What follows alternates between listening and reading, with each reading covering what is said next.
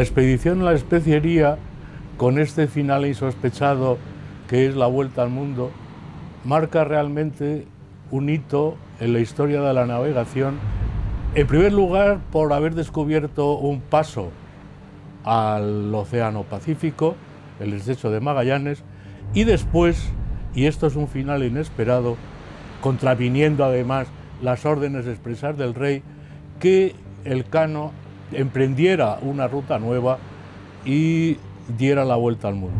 La empresa de Magallanes Elcano fue una empresa verdaderamente internacional. Hay que tener en cuenta que la mayor parte de los tripulantes eran españoles, pero es que había un gran número de portugueses, de franceses, de griegos, alemanes, italianos. Era verdaderamente una torre de Babel. Debía de ser esos barcos cuando hablaban entre ellos, qué se decían, cómo hablaban. Es decir, es una empresa increíble. Όταν κάπου στη δεκαετία του 60 άρχισα να ασχολούμαι συστηματικά με τις έλληνο-ισπανικές σχέσεις, διαπίστωσα πλήρη άγνοια τόσο στην Ελλάδα όσο ακόμα και στην Ισπανία για την ελληνική παρουσία στις υπερπόντιες κτήσεις, κυρίως στο επίπεδο, στο πεδίο των εξερευνήσεων, των κατακτήσεων και των επικισμών. Τελικά οι έρευνες που έγιναν τα τελευταία χρόνια έδειξαν ότι η ελληνική παρουσία στο χώρο αυτό ήταν και σημαντική από άποψη ποσοτική, αριθμητική, σε σύγκριση πάντα βέβαια με τους ξένους που συμμετείχαν στο έργο, στην εποποιή αυτή των εξερευνήσεων, αλλά και από άποψη ποιοτική, διότι συμμετείχαν σχεδόν σε όλες τις εξερευνήσεις, συμμετείχαν σε όλους σχεδόν τους τομείς που προοριζόταν για τους ξένους, της ζωής, της κοινωνικής των νέων κτήσεων και βέβαια γενικά άφησαν το αποτύπωμά τους. Και έτσι μέσα σε αυτό το πλαίσιο πρέπει να δούμε και το έργο του Φρανθίσκο Άλμπο που συνέταξε ένα πάρα πολύ άψογο από άψη τεχνικής ημερολόγιο για τον πρώτο γύρο του κόσμου. A Francisco Albo le debemos el diario de a bordo de la primera vuelta al mundo. De él y de los otros navegantes griegos que contribuyeron al éxito de aquella expedición, conservamos tan solo noticias dispersas. Pero paradójicamente, la memoria, en gran medida, está hecha de olvidos, y a la historia le corresponde repararlos. Una labor difícil, enorme, siempre inconclusa, que tan solo podría llegar a culminarse, acaso, si la historia pudiera interrogar directamente a los protagonistas del pasado. Y este es, en nuestra película documental, el recurso narrativo para tratar de conocer a aquellos hombres.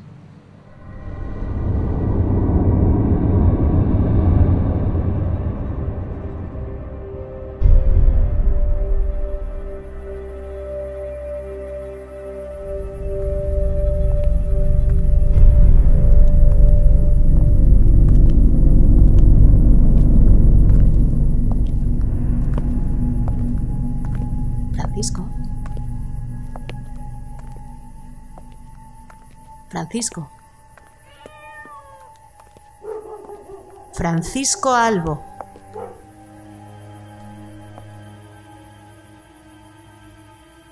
Soy la historia.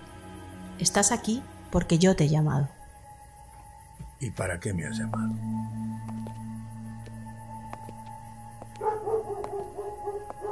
Lo que hicisteis quienes fuisteis en aquella expedición tuvo un valor, Francisco. Y no todos fuisteis reconocidos con justicia y gratitud. Tú bien lo sabes. Además, lo que sucede hoy tuvo su causa ayer, y es bueno conocer la causa de las cosas. Estas gentes de hoy son hijas de los hechos de ayer, hijas de decisiones del pasado, de las opciones de otros como vosotros, de vuestro acierto y vuestro error, de vuestro egoísmo y vuestra valentía. Y lo que ellas hacen hoy ya está determinando cómo serán las gentes de mañana. Sigo sin entender por qué me has llamado.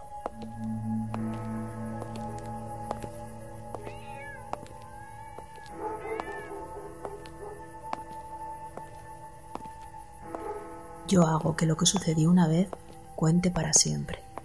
Yo soy quien edifica la conciencia y la memoria de los hombres. Haz memoria, Francisco. Vamos a recordar.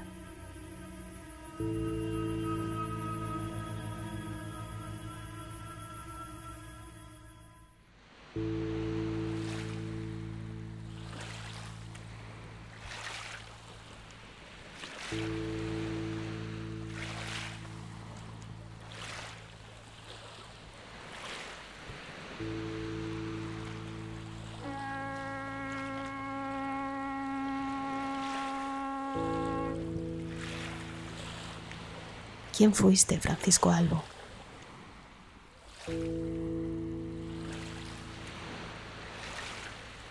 Fui un hijo de la mar.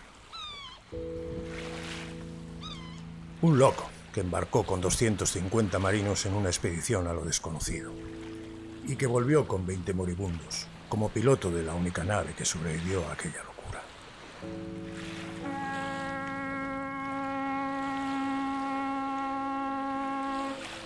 No lo olvides, Francisco. También fuiste oficial de la Armada de la Especiería, contramaestre de la nao Trinidad y maestre y piloto de la Victoria, piloto de la nave que dio la vuelta al mundo y autor del diario de a bordo de aquel incomparable viaje, y hombre de confianza de Magallanes y la mano derecha de Elcano. Sí, puede que todo eso también fuera verdad.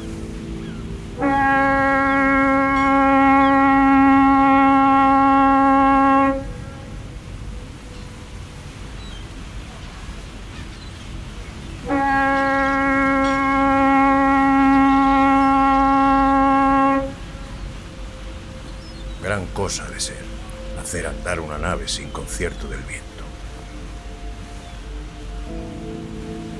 Ha pasado el tiempo, piloto. No reconoces Quíos. Te he convocado aquí porque creo que aquí tienes tu patria. He vivido y muerto en Sevilla. ¿Por qué no me has citado allí? Sevilla no es tu patria, Francisco.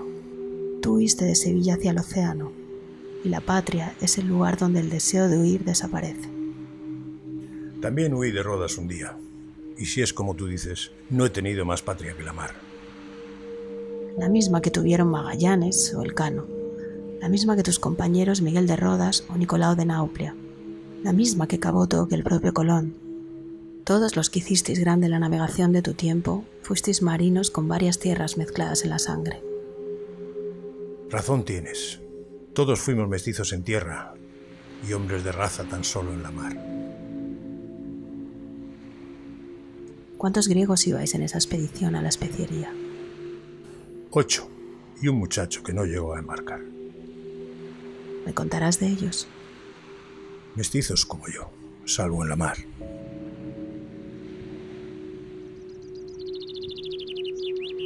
Baja a la orilla, Francisco. Camina hasta las rocas. He dejado algo para ti.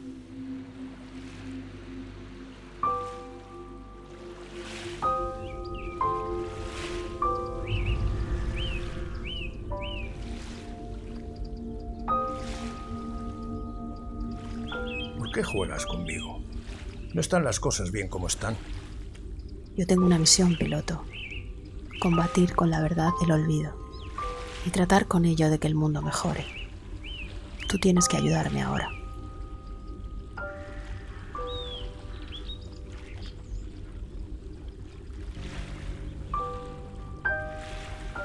¿Qué has dejado en las rocas? Poca cosa. Unos pecios de entonces.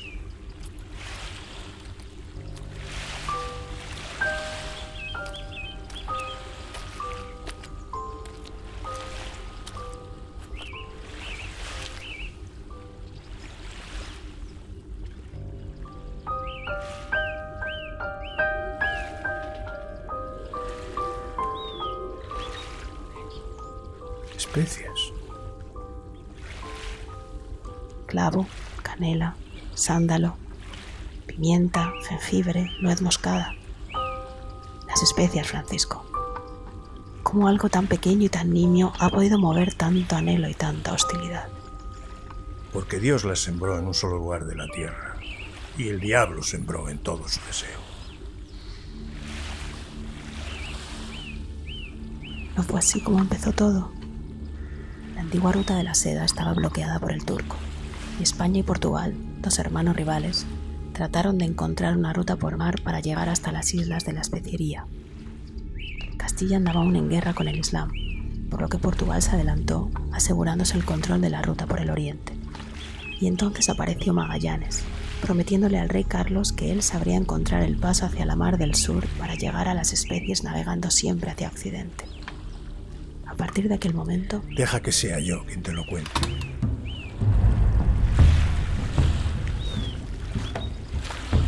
La expedición se pregonó en el puerto de Las Muelas, en Sevilla. Y como no se reclutaban marinos suficientes, enviaron a buscarlos a Huelva, a Málaga, a Cádiz. La empresa era tan loca que eran pocos los que querían embarcarse en ella. Se temía que nadie iba a volver y no faltó razón. Al final, más de la mitad fueron españoles. Magallanes se rodeó de portugueses, unos 30. Y el resto fueron gente de la que lleva y trae la mar. Genoveses, bretones, normandos. Y nosotros los griegos. ¿Quieres saber qué hacíamos allí? Huir del sultán. Y ofrecer al rey cristiano nuestro servicio en lo que mejor sabíamos hacer. Navegar. Navegar. Razón tienes, Francisco. Los griegos lleváis milenios navegando. Desde que el hombre es hombre, sois un pueblo marino. Y los libros con los que se formaron los grandes navegantes de tu tiempo bebían todos de los conocimientos náuticos y astronómicos atesorados por griegos de otros tiempos, que ya habían hablado de la latitud y la longitud, de la esfera terrestre, incluso de las antípodas y el continente antártico. Salimos de aquí, del puerto de Sevilla, el 10 de agosto del año del Señor de 1519. Yo embarqué como contramaestre de la Trinidad, la nao capitana en la que iba Magallanes. Tomamos rumbo suroeste hasta llegar a las Canarias. Después corrimos la costa de Guinea hasta Cabo Verde, y de ahí nos abrimos al océano hasta pasar el Ecuador. Y hasta pasar la línea de Tordesillas. En Tordesillas se habían trazado esta línea. Esto para Castilla y esto para Portugal. Y a la conquista del mundo. Los portugueses ya iban a las especias por aquí, por sus propias aguas, ya conocidas. Nosotros, si queríamos llegar, teníamos que hacerlo por aquí, por lo desconocido. Frente al Cabo de San Agustín, cuando avistamos el Nuevo Mundo, comencé a tomar la altura del sol y a anotarla por orden de mi capitán. Cada mediodía tomaba con el cuadrante el ángulo entre el sol y la línea del horizonte. Lo cotejaba con las tablas de declinación y calculaba con las fórmulas nuestro paralelo. Con rumbo suroeste navegamos 4 meses a lo largo de la costa, hasta llegar a un golfo profundo donde decidimos invernar. Casi 5 meses estuvimos anclados aquí, rodeados de indios y con los capitanes en discordia. Se amotinaron 3 de ellos y perdimos la nao Santiago en una tempestad. A los 14 meses de viaje, entramos a explorar un canal que se abría entre montes nevados, con la esperanza de que nos sacara por fin a la mar del sur. Aquello era un infierno de vientos, corrientes y bajíos. Nadie creía que encontraríamos una salida. Los de la nao San Antonio desertaron con buena parte de las provisiones y se dieron la vuelta rumbo a España. Quedamos solo 3 de las 5 naves. Y tras 5 semanas atrapados en aquel canal, salimos por aquí, doblando un cabo que llamamos entonces Cabo Deseado.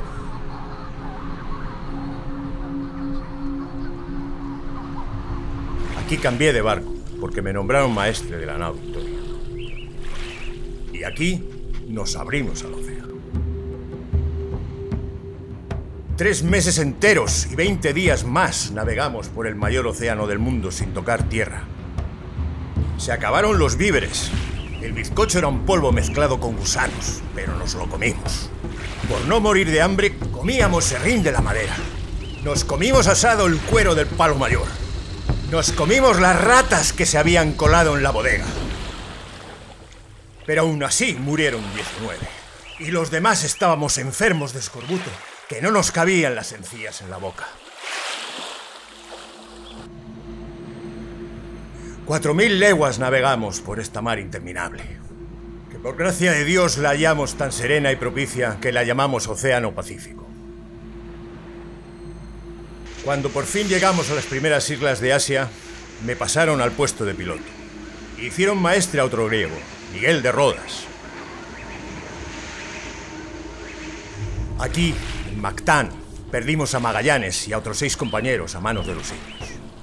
Y en Cebú fueron asesinados a traición 26 más.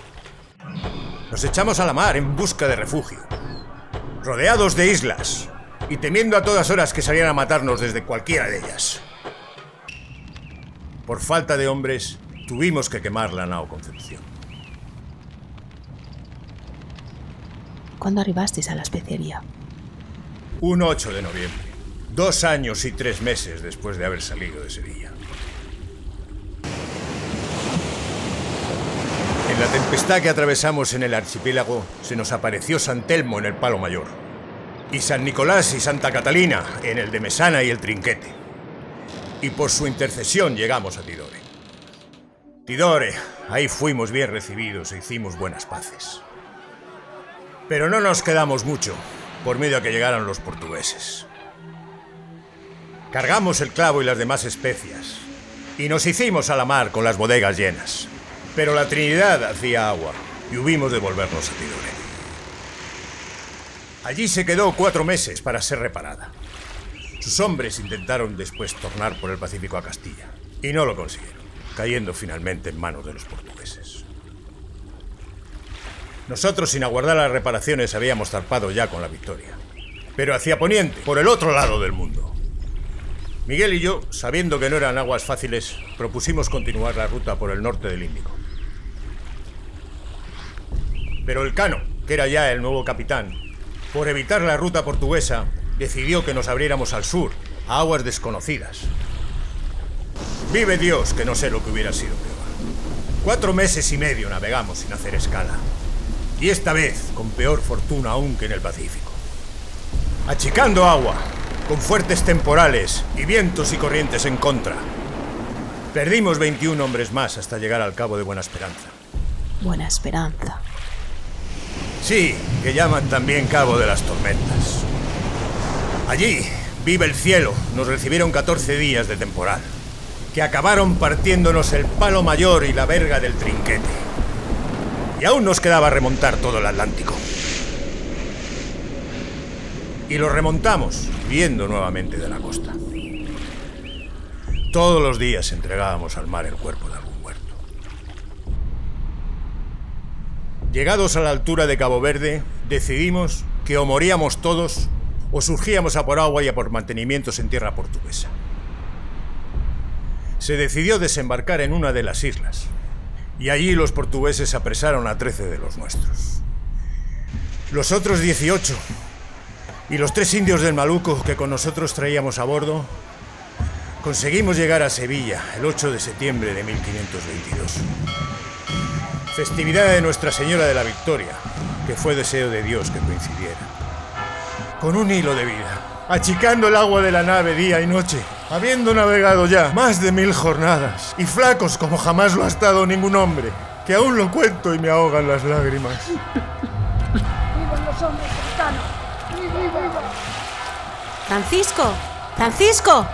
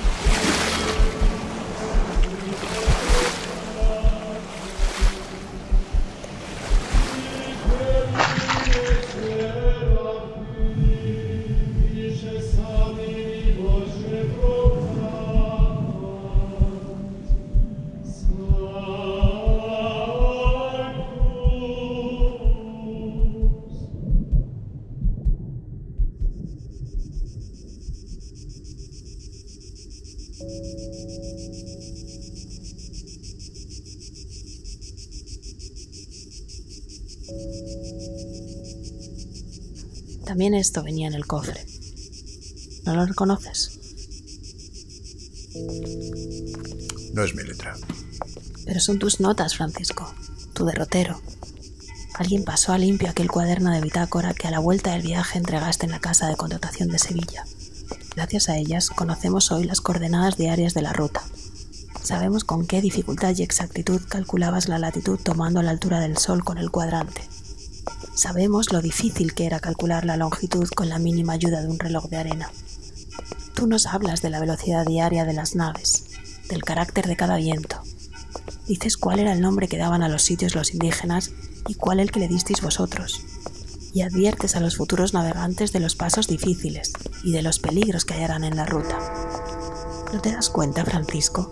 Las notas que tomaste entonces son uno de los documentos más valiosos de la historia de la navegación.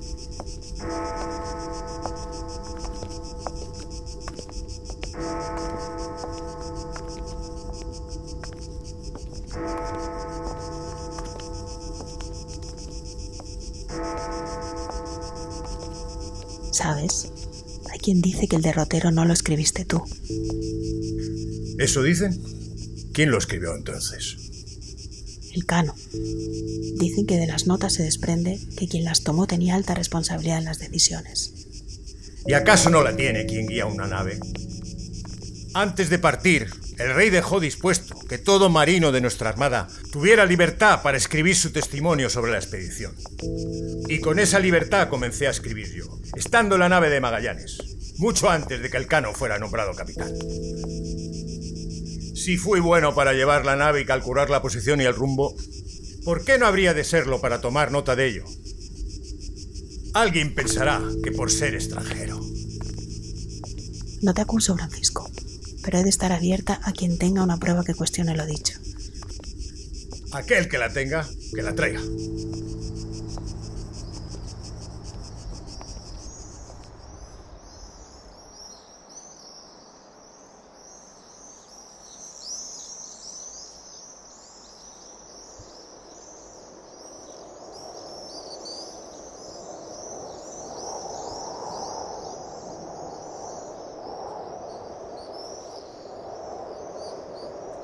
Buen viento para navegar. Ya sabes lo que dice.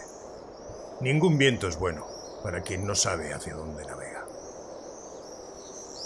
Te he dejado en Quíos y ahora te encuentro en Rodas. Hagamos las paces, piloto. Dime una cosa. ¿Qué fue de los otros? ¿De los otros griegos? Sí. Tendrás que ayudarme a recordar. Antonio de Axio, aquel muchacho de mi pueblo. Se alistó como grumete sustituyendo a un portugués. Pero tú mismo has dicho que no llegó a embarcar. No sé nada más de él.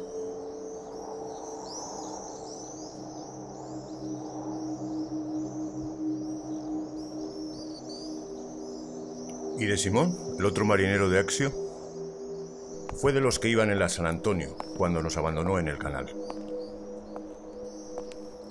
Llegaron a España, sanos y salvos casi todos, 6 meses después.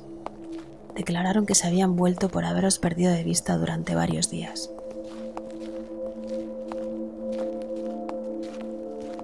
¿Qué sabes tú de Juan de Nauplia y de Mateo de Corfú?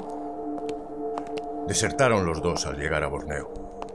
Echaron a correr hacia la selva y no volvieron a embarcar. Muchos pensaron que nunca llegaríamos a casa y que morir ahogados o de hambre era cuestión de tiempo. ¿Y Felipe de Rodas? Felipe fue uno de los 13 que los portugueses apresaron en las islas de Cabo Verde. Pero todos llegaron a España, liberados por intercesión del emperador. ¿Tienes noticia de él después de su regreso? Le fue bien. Se asoció con su primo Miguel y se hizo mercader de Indias. Miguel de Rodas, mi mejor compañero en la victoria. Ese sí que era grande. Y tanto. Llegó a ser nombrado caballero de Santiago y piloto mayor de su majestad. Un insólito mérito para un extranjero, que el emperador le confiara nada menos que la elaboración de los mapas secretos, la instrucción de los nuevos pilotos y la preparación de las expediciones a las Indias. Pero no tuvo suerte al final. Partió de nuevo para la especiería a las órdenes del veneciano Sebastián Caboto y se enfrentó con él cuando éste quiso desviarse de la ruta. Caboto lo abandonó en una isla desierta, y el gran Miguel de Rodas, que había sobrevivido al infierno de vuestra expedición, halló la muerte ahogado tratando de escapar de aquel destierro en una mísera canoa. Malditas sean todas las discordias en la mar.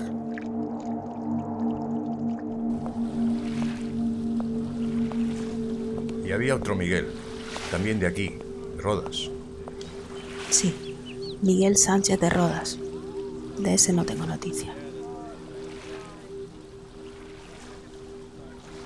¿Quién nos queda? Nicolao de Nauplia. ¿Sabes qué fue de él a la vuelta? Casó con una española e hizo negocios desde tierra con el Nuevo Mundo. Sí, pero al final le pudo la mar. Cuando tú ya no estabas, embarcó de nuevo. Se fue como maestro y piloto a la Tierra de Fuego, en una arriesgada expedición en la que perecieron la tercera parte de los hombres. Y él sobrevivió de nuevo, y fue quien dio cuenta de los hechos al propio emperador Carlos V.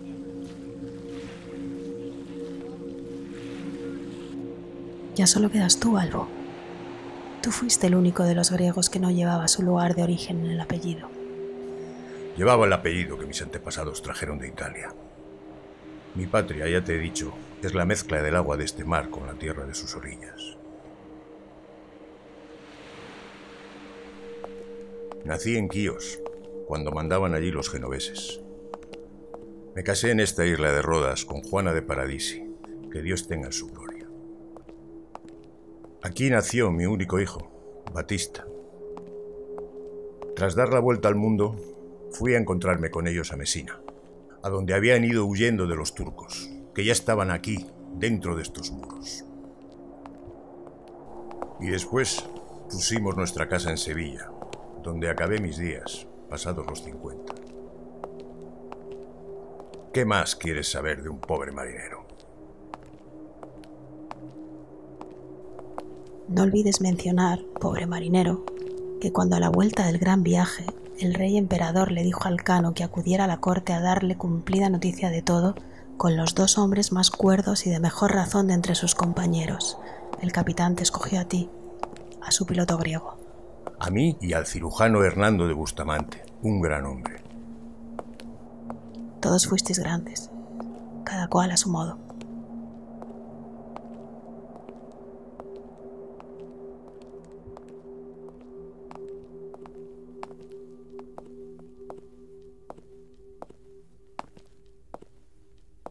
Quisiera preguntarte otra cosa, Francisco.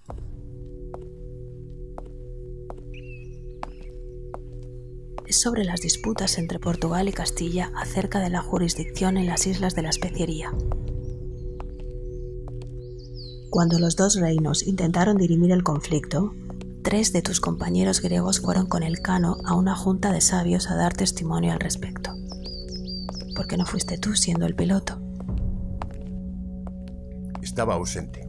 Había ido a Mesina a buscar a los míos. Y estuvo de Dios que no me vi obligado a dar mi testimonio en aquella espantosa disputa del antimeridiano. Como piloto que midió palmo a palmo las aguas del globo, sabía bien que las especias caían del lado portugués.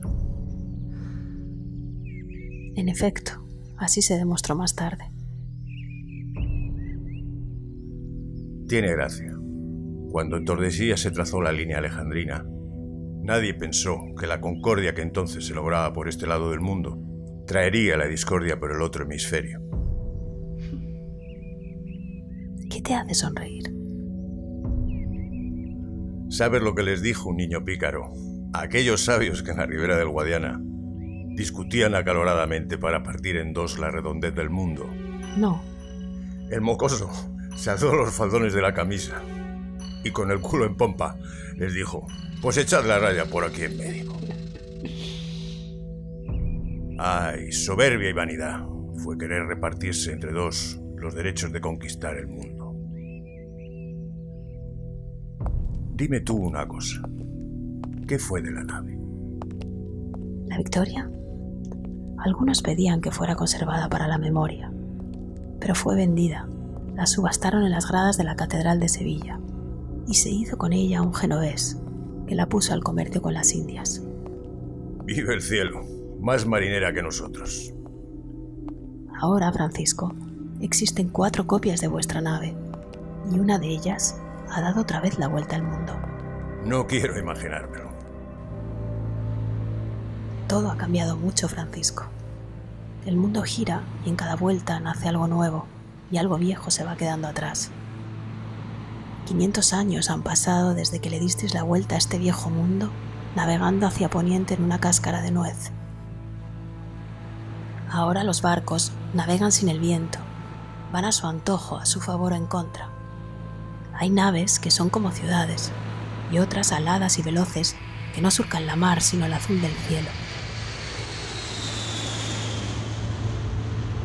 5 siglos pasaron desde entonces. Y aquí siguen los hombres, presa de sus pasiones y entregados como siempre a sus afanes.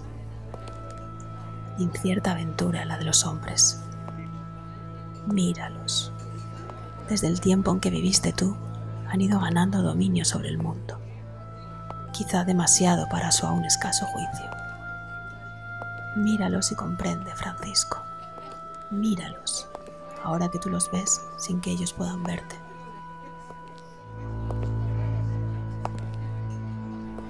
Encamínate al mar, piloto.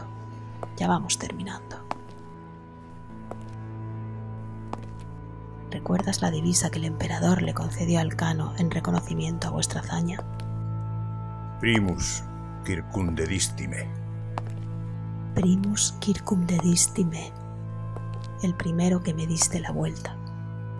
Eso reza en su escudo sobre la esfera de la tierra.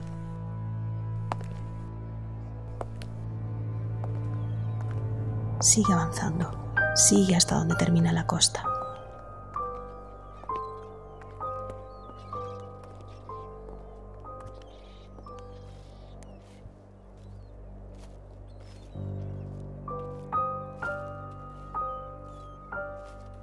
¿Ves el mundo ahí arriba?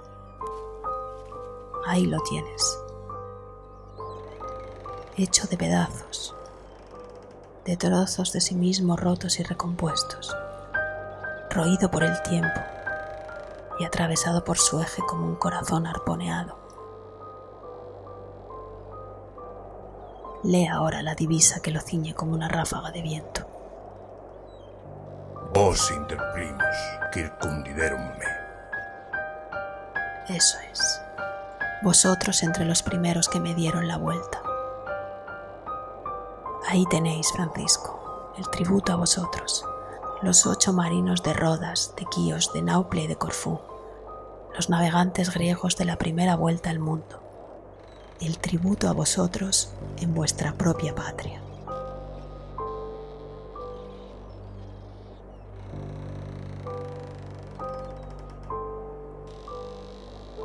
Alégrate, piloto, que más justos y humildes que la fama y la gloria son la memoria y el agradecimiento.